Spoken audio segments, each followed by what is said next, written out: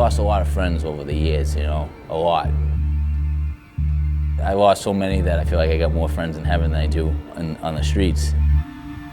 One day we were going to a wake, and my daughter came to me and said, "I can't find my wake skirt." She was in the 8th grade. We all grew up together and our parents grew up together. The ripple effects of one death affects all of us.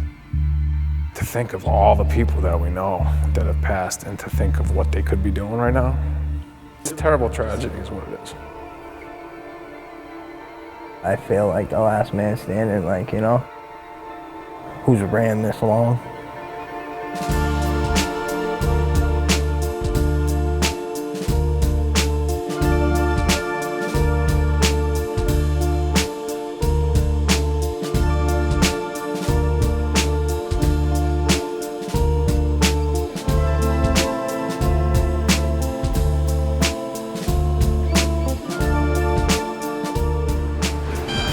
I'm a reporter at Stat News, a health and science news site that's affiliated with the Boston Globe. The opioid crisis is one of my beats and something that's personally impacted me. Since 2001, more than a dozen kids I grew up with have died from opioid overdoses. This is a story about 3 of those friends. Sean Curtis, a charming comedian, Alex Foster, a gifted athlete, and Kevin Sullivan, a kid with a brilliant mind. It's also a story about one friend who managed to escape the drug life, and another who's still battling addiction. We all grew up together in Somerville. To better understand this epidemic, I need to tell our story. I first turned to my one friend who's still alive after years of opioid addiction, Maki Pantanella. Even he's baffled by his ability to cheat death for this long. Grace of God, that's about it. I mean, I've been dead a couple times, you know? Maki and I have been friends since about kindergarten. We're even on the same Little League team. I was just trying to think, like, when did we actually, like, meet each other? Oh my God, you know? And we've known each other forever. Like most of my friends, Maki got hooked on OxyContin in high school. We called them OCs. I was welcomed into high school with it. I remember this kid grabbing me and pulling me under his arm, like, you know, here you go, buddy. If anyone messes with you, I got your back. You know what I mean? And it was like, word, cool, you guys are doing it, so I'm gonna do it. You know, it had me, it already had me. Then I found that peace and ease and comfort that I got from sniffing that first OC. And it turned into that. I wanted to be high 24 hours a day. It wasn't long before Maki went from snorting oxys to shooting dope. I swore I would never do heroin, right? I swore I'd never do it. Turns into heroin, then it's like I'll never shoot heroin or any drugs, you know? And then next thing you know, I got a needle in my arm and it's like, what the hell happened? Why do I love this? You're physically sick where you want to die. And it wasn't like, oh, I wish I just, you know, get clean and get sober. It's like, oh, I just don't want to do this anymore, I want to die. Mike Sullivan is my old hockey buddy. He's been in recovery for 7 years. Back when he was using, he and Maki ran together. They'd team up every day to hustle for drugs. I used to jokingly refer to them as the gruesome twosome. Maki, we were very close. That's my homie right there. That was my tag team partner. We were the champs of Somerville, you know? We were together every day. And then, you know, things took a bad turn. Everyone was going right, we were going left. You know, breaking in houses. Innocent people, you don't know anything about these people. You're just going and breaking in, stealing jewelry, stealing, you know, laptops, whatever you can get your hands on just to sell, you know, all because of drugs, you know? When I run, you're with a person every day, right? Because you both gotta wake up and put this thing together to get high. And who better to share this with than a friend that I knew growing up like this big, you know what I mean? I remember walking into parties and people were like, oh God, Maki and Sully, hey, his house is getting destroyed, you know, or everything's gonna get stolen out of it, you know what I mean? Or someone's face is gonna get his beak spun, you know? His beak spun? Yeah, we'd spin people's beaks all the time. Addicts, like, we're not bad people. It's just, this is what the drug does to you, you know? It turns you into something you're not. I was looking to fit in, really, I guess, you know what I mean? I was never comfortable with who I was, really, and I would do these crazy things. Like, I did it literally to project an image of myself so people would like me. Maki says he hasn't used in 6 months. He's a family man now with new responsibilities. You're gonna lose your kids. You're gonna lose your house. You're gonna lose all these things, right? But most of all, I'm gonna lose myself, and become this monster. I wake up and I do my meditation and I pray in the morning. I ask God for guidance. You know what I mean? What I can do for other people. That's literally my defense. I tell you, if Maki continues to do the right thing, he'll have a great future ahead of him. If he goes, back to the old ways, who knows? I mean, there's only a certain amount of times you can escape death till it actually happens, and there's no coming back,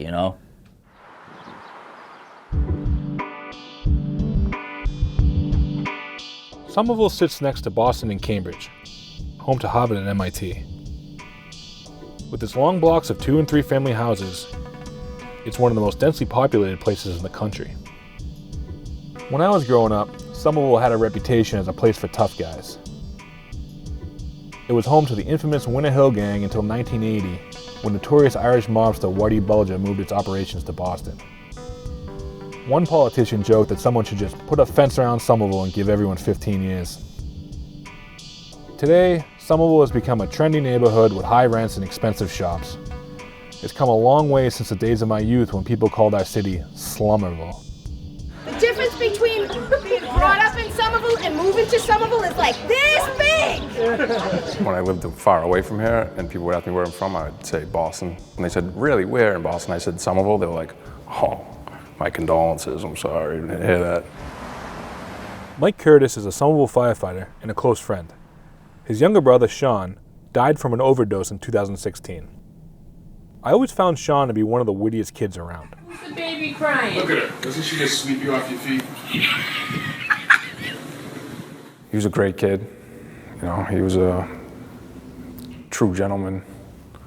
And most importantly to me, he could get me to laugh. That was his best characteristic. Are you Snapchatting me right now? That's whack chat. Just like Maki, Mike says Sean was first introduced to the pills while in high school. When I knew that he had a problem was I found like a small strainer, which is used a lot of addicts and drug users to shave pills into powder. And I just looked at it and it hit me. And I was like, yeah, well, there it is. Sean playing with his belly button. It didn't take too long for him to graduate to heroin. The day that he passed, I was at my friend's house working, and my mom called me and told me, come to my house right now, Sean's here, not doing good. I immediately jumped in my car and flew there in a matter of minutes. My mom was out in the street. She was in shock. She found him in her bathroom with the needle still in him. So I went in and the paramedics were working on him already, but I think it was obvious that he was gone. It was pretty tough to see him like that,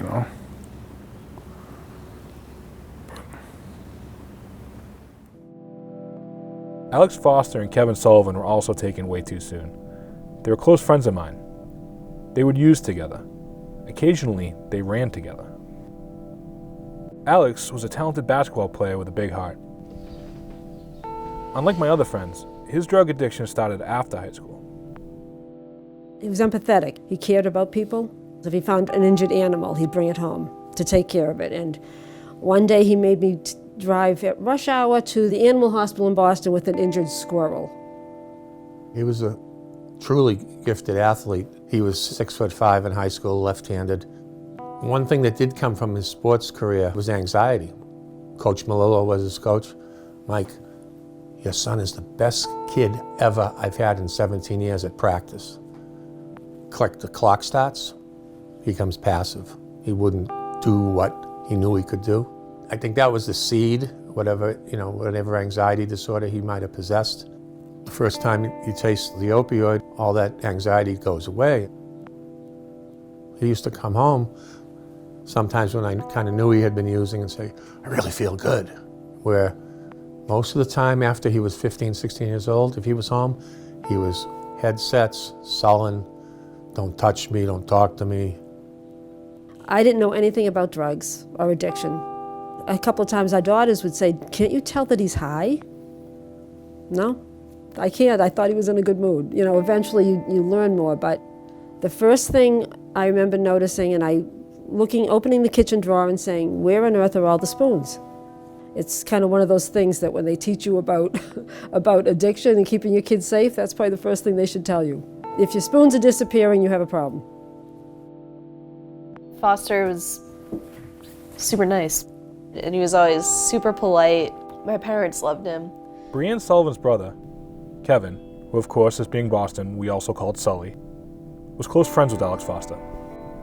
A few times that Alex would get kicked out of his house, Kevin would let him in to sleep down the basement, and most of the time Kevin was sleeping down the basement because he was kicked out of upstairs, so they both hang out down the basement. Kevin had one of the sharpest minds of anyone I've ever met. He seemed to be an authority on just about any topic. He'd spend a lot of time down here. All of these tools are all his, like this was his workshop area.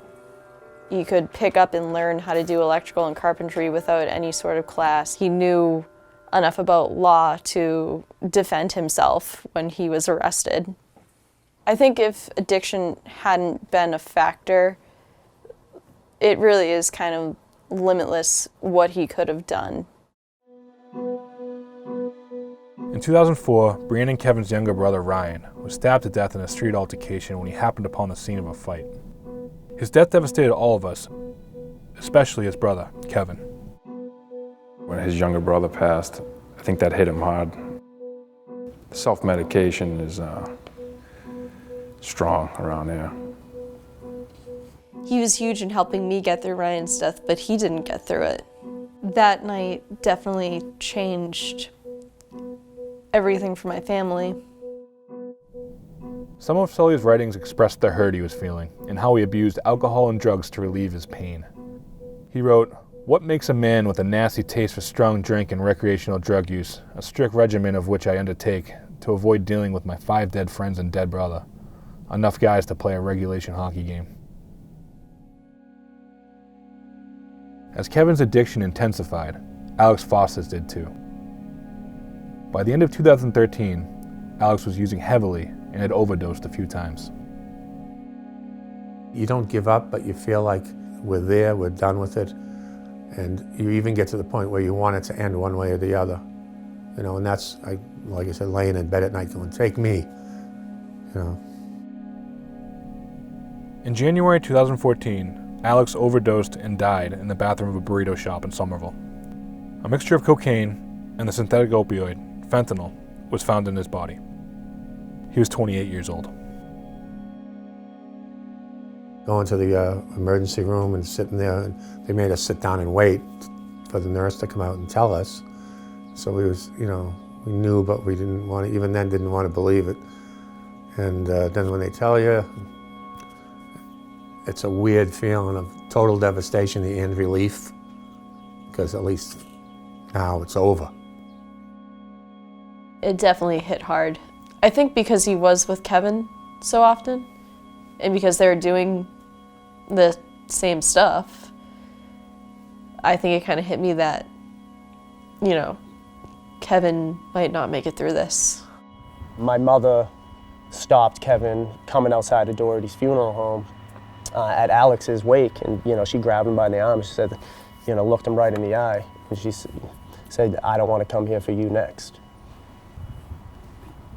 I had many conversations with Kevin about that, just straight up being like, you owe it to your family. It's bigger than you. And I remember him rolling his eyes like, yeah, I know, I can't die. I worried about Kevin, just like I worried about all my friends who struggled with addiction.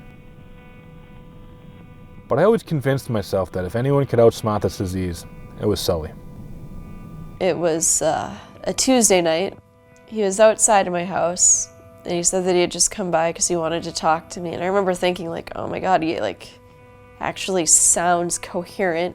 And even with being so determined not to engage again and to kind of let myself down, By the time that it was 9:30, I was asking him if he wanted to go to Brooklyn Boulders with me, because I worked there and I want him to see where I work and I want him to see what I was doing. And in a little Star Wars clock, he told me I can't, because I have to be up by the Rebel Alliance to go to work, which was 6 a.m.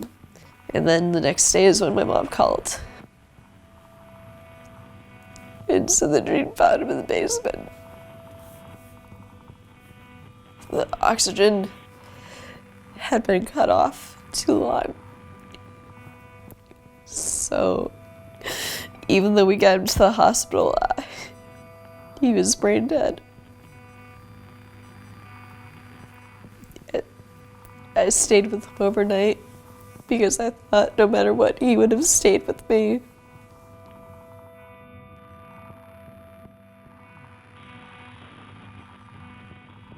When Sully passed and his wake came around, when I was driving around the rotary to go to the parking lot, I didn't take the first right that I'm supposed to get in the parking lot, like run around again, and I found myself driving around the rotary like 5 times, and then literally just took off in the opposite direction because I couldn't even get out of the car, you know? I couldn't even picture myself seeing the same kids that I saw so many times, dealing with the same thing. So, yeah, I skipped his wake. I couldn't deal with it. I feel bad about not going in.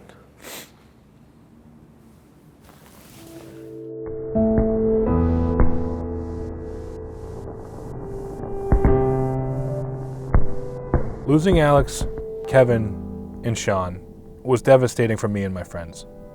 But they were just 3 of many who passed. For those of us who managed to avoid opioids, we would wonder who was next. We felt hopeless. With each wake that we attended, there were fewer of us. We took up fewer tables at the pub down the street from the funeral home that we'd go to after wakes. We'd meet up at the parks where we played as kids. It's where many of us met, and where we'd say our goodbyes. My friends who were killed by opioids just started using OxyContin, largely unaware of how dangerous they were. We learned over time that the manufacture of these powerful pills misled the public about how dangerous and addictive the drug was. It wasn't until researching this project that I realized the vast and obscene lengths they went to do so. I'm currently at 1,200 milligrams of long-acting oxycodone. The brand name is OxyContin. In 1996, Purdue Pharmaceuticals introduced OxyContin. This pill, that's the time-release pill, solves all the problems. The company paid doctors, like Alan Spanos, to promote OxyContin and downplay the drug's addictiveness. The rate of addiction amongst pain patients who are treated by doctors is much less than 1%. They don't wear out, they go on working, they do not have serious medical side effects. Purdue sent VHS copies of these videos to doctors' offices across the country. What we saw is this wide-scale overprescribing of prescription pain medication that were promoted by pharmaceutical companies and doctors as non-addictive. Doctors have a major concern when patients start taking opioids that these are drugs which are going to blur their minds and that they'll look stoned all the time. Nothing could be further from the truth. Their early discussion around people's attitudes around prescription drugs were, because they were legally prescribed by a doc, they can't be that bad. From there, we saw the diversion of these medications to friends and family. You know, you were getting a 90-day supply of OxyContin, and whether you needed it or not, and it often went unused. So, you know, I think we really had this unfortunate convergence of all these different factors that just led to this incredible explosion and this incredible epidemic. I have found life again, and it's worth living now, and I'm so grateful. The drug was a blockbuster for the company, making tens of billions of dollars. It didn't take long for the drug to become a hit on the black market as well. In 2001, the CVS pharmacy right around the corner from my house was robbed for OxyContin. Pharmacies in the city started getting hit constantly. OCs flooded the streets and quickly became popular with my friends. Although I didn't go to Somerville High, most of my friends did, and it was there that many of them were exposed to the drug for the first time. My friend Mark McLaughlin is a community activist in Somerville. He's been fighting against the opioid epidemic on the streets for years. Back in the early 2000s, we both managed to steer clear of the newly popular drugs. But we could sense a pill culture developing in our neighborhood and amongst many of our friends. I remember in like freshman year of high school, there was a lot of ecstasy. And then it kind of shifted from ecstasy, started moving into more benzos and opioids and things like that, which at the time, no one really knew what they were. It was kind of just another pill. It was very easy to get your hands on it. Easier than alcohol and marijuana in high school, to be honest. All my friends did it. Everyone in high school was doing it in class. It was a good time, but it was kind of scary seeing some kids literally sleeping in the stairway. You know what I mean? Kids passed out in class and they can't wake you up. The first time my experience was with OxyContin, I was 13 years old. I hated it. I was puking everywhere. The next day I got another Oxy, fell in love with it, and it took me to bad places, Hi, Detective Mike Bodette with Channel 5. How are you? Good. I mean, we even had a cop that was mixed up in all the drugs and all that because the cop was jammed out of his mind. He was working as the school resource officer at Somerville High School when he was recorded having a conversation with a known drug dealer. Do Oxys, play hockey, go to parties. Before games, we were in the bathroom sniffing OCs. I played hockey, we were getting all wrecked on all types of things. Common cold, Xanax, Valium. First one to pass out loses. No one ever seen it as an issue, And then, kids started dying from it. In 2001, Matty O'Brien became the first of my friends to die from an overdose. He was just 17 years old. For many of us, Matty's death was the beginning of the overdose nightmare that continued for the next 16 years. I expected that to be a wake-up call to the community. And unfortunately, it had the exact opposite effect. It kind of just spiraled from there. Some pharmacies stopped stocking OxyContin because of all the robberies. This shortage led to skyrocketing prices on the street. A lot of users turned to a cheaper, deadlier option: heroin. A lot of people that do the pills, wow, heroin's a lot cheaper, let's try that. And then they don't realize it might be a little more addicting when you start using a needle, Once the heroin was in the streets, it was heavy. It was obvious. It kind of fell in our laps, and, we just ran with it. When they ran, I often wondered what it's like, in your sobriety, having to live with the things you've done while you were high. Rob, steal, take it from your parents. I'm actually grateful to leave that life behind, Kevin lost his car. He never had a car. He got my old car impounded. You couldn't leave anything out in the house. It would go missing. One day I came home, and I'm looking around the kitchen like something's wrong here. And the air conditioner was gone. All the air conditioners were gone, right out of the windows. I have a modest train collection, and I'm on eBay, and there's my stuff. Robbing my mom, my dad. It's insane, right? I didn't sit there and say, I want to hurt my mom and dad, right? Absolute torture. I was an emotional terrorist, you know what I mean? They were heartbroken, they didn't know what to do. Their hands were tied behind their back, and I was literally running all over their hearts, If you don't mind me asking, just because so your teeth, is that from use? Is that you lose your teeth from? Yeah. They just deteriorated, It's from doing drugs. I can't wait to get a new one, new furniture in there. That's right.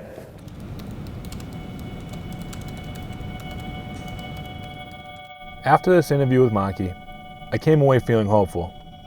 Perhaps, finally, he's turned a corner and is in control of his recovery. I'm moved by his honesty and thoughtfulness. He seems to really understand the consequences of his addiction. He's even planning to have dental work done and get some new furniture. These are good signs. But I've been down this road before.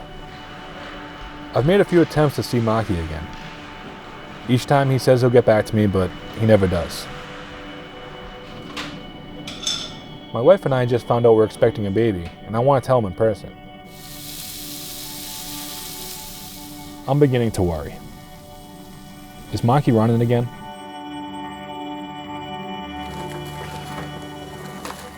You heard from Maki?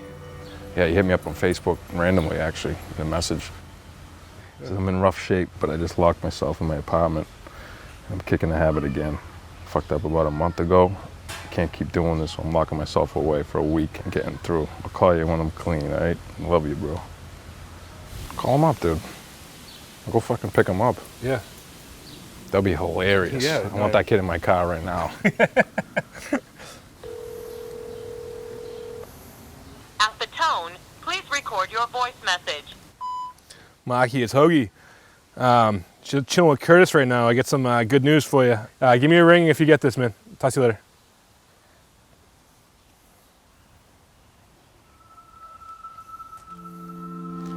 Dude, look at that helicopter up in the tree. Oh yeah, what? That's elegant. If there's any silver lining to all of this, I think it's that many of us are focused on giving back.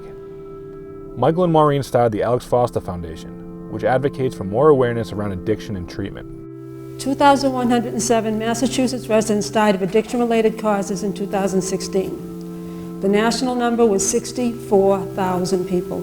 My son Alex was 28 years old when he died from a fentanyl cocaine mix in 2014. Now, most of his childhood friends are also gone. We are truly losing a generation of young people, and it's time to make some difficult decisions.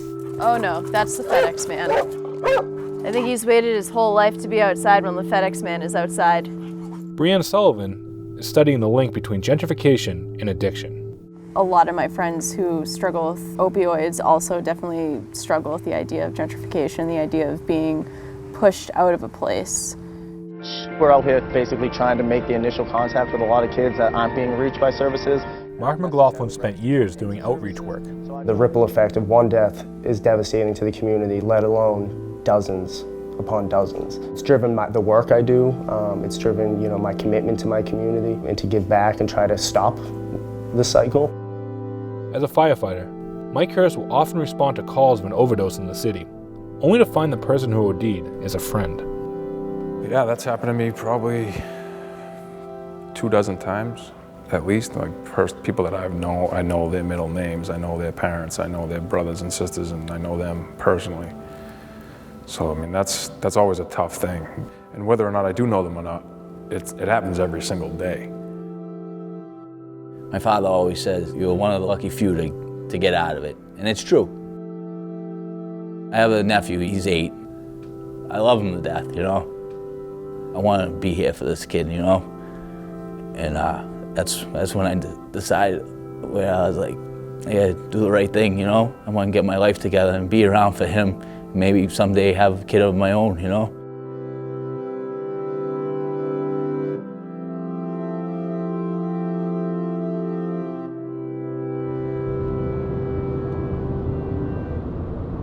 Finally, I just heard from Maki. It's been months, honestly, since I've been looking to connect with him. I was worried about him, but he reached out to me and he's having a cookout, grilling poolside at his apartment in Revere. So I'm gonna go see him and see what he's been up to. Look at them. It's like a piano kid. Good to see you, my man. Oh, great to see you, pal. I know it's been a while, man. I'm man, dude. I love you, kid. I got some bomb-ass burgers. I got them like Kobe beef, special stuff. I was worried about you, man. Did you start using again, or? I had a little bit of a slip. I wasn't right with myself again. You know what I mean? Because I go through ebbs and flows, ups and downs, and when I can't deal with it, I turn to that like a dummy when I can call somebody. Don't you dare get me! Don't you dare get me! Don't you get me? When I mess up, I go MIA because I don't like to be around family and friends because I just feel so bad about who I am and what I'm doing because I know what the routine is. Everybody run away! Cooley's got his gun! To relapse is to die. Me being a genius, right? Fucking smart guy I am, I'll do a little tiny bit, you know what I mean? And think like I got over on it because I'm only doing a tester or some shit. But that's all nonsense, you know, because, I mean, for all I know, half the kids that die now do a little tiny tester and it's just too strong because they've been clean for so long, their body's not used to it and they drop dead, you know what I mean? But me and my mental madness, right? I literally think like, oh, I can get over on this drug again. All right, watch out for the grill. I'm 30 years old and that's pretty old for a smack addict, you know? Yeah, I love it. You know, today I'm here and I enjoy my life today right now, seeing my man Hoagie right there. And, you know, doing the deed, dude, we're in my yard. This is a beautiful place. You know, there's a lot to be grateful for. Gotta keep it up front. I got one on the way. Get out of here, welcome to the club. I know, brother. Welcome to the club. Get out of here. Do you know what it is? Get out of here. Boy, dude, everyone's having girls. I know. Dude, Hogan. Little Hoagie. Kid, I'm following. Cute, dude, sick, that's right? freaking awesome. Good for you. How's she doing? She's good. She's How good. far along? Like, well, about halfway. Really, dude? Yeah, I haven't seen you. That's what I want to tell you. It's hard to make sense of what's happened over the past 15 years. There's a frightening randomness to it all. Why is it I was never tempted by the drugs that killed so many of my childhood buddies? My friends and I grew up on the same streets. We came from loving homes. We played on the same teams and at the same parks. They say genetics plays a role. But why did Sean Curtis develop an addiction at the same time his brother was becoming a firefighter and community activist? Alex Foster was shy and withdrawn off drugs, and outgoing when using. Was he driven by a basic need to feel better? Drugs may have eased the pain Kevin Sullivan felt after his brother was murdered. Maki said drugs helped him fit in and cover up his insecurities. I love you. You say hi? Someday, we might have definitive answers to why some people become addicted to opioids and others don't. We will hopefully have better treatments and do a better job of prevention. For now, all I know for sure is so many of my friends are gone. And I think about how things would be different if they never took that first pill.